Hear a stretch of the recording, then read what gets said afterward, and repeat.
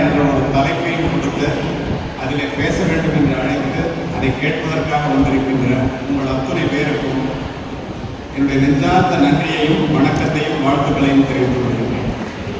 இந்த இடத்திலே நான் உரை நிகழ்த்துவதற்கு முன்னால் நான் எங்கே உரை நிகழ்த்தினாலும் இந்த குத்து விளக்கை பார்த்தவுடன் இதை சொல்லி ஆரம்பிக்க வேண்டும் என்பதை ஒரு முடிவாகவே என்னுடைய நெஞ்சத்தில் நிழலாடுகின்ற இந்த ஒரு செய்தியை மாணவர்களுக்கு சென்று சேர வேண்டும் என்பதற்காக என்னை பதிவு செய்கின்றேன்.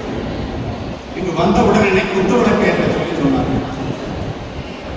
நானும் மேதகு மாமனிதர் அப்துல் கலாம் அவர்களும் மாவட்ட ஆட்சித்தலைவரும் இது போனது ஒரு பள்ளி விழாவிலே குத்து விளக்கை ஏற்ற வேண்டும் என்று வந்து அமர்ந்தோம். கேள்வி நேரத்தின் போது ஒரு பெண் எழுந்து இந்தியாவினுடைய மிகப்பெரிய பெருமை என்ன என்று அப்துல் கலாம் அவர்களிடம் கேட்டார்.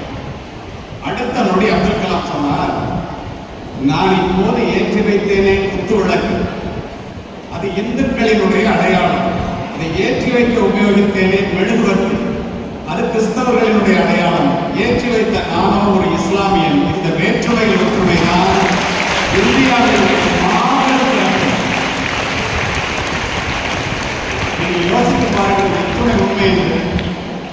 ஜாதி மதங்களை பாரும் ஒரு ஜென்மம் இத்தேசத்தில் எய்தினராயின் வேதியராயினும் ஒன்றே அல்ல வேறு உலகத்தினராயின் ஒன்றே என்று சொன்னவன் பாரதி. பாரதி அதோடு நிறுத்தவில்லை. மனிதர் உணவை மனிதர் பறிக்கும் பழக்கம் இணைந்தோ, மனிதர் மோகம் மனிதர் பார்க்கும் வாழ்க்கையை இணைந்தோ. ஒரு மனிதன் அலட்சியமா பார்க்கறது கூட தப்பாங்க. எப்படி ஒரு வார்த்தை பாருங்க.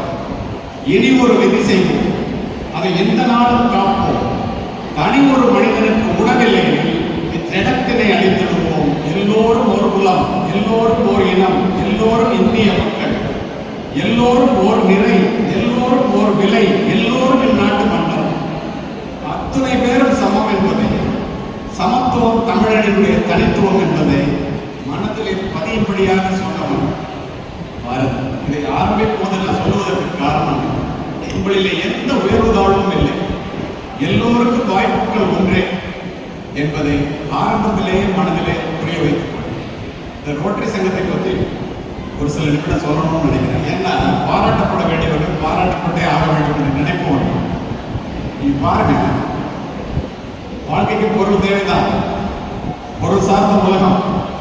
பொருள் இல்லாத அவுலகம் இவ்வுலகம் இல்லை, அருள் இல்லாத அவுலகம் இல்லை என்ற பாரதி திருவள்ளுவர் சொல்லிட்டார். என்ன சொன்னாரு? அருள் இல்லாத அவுலகம்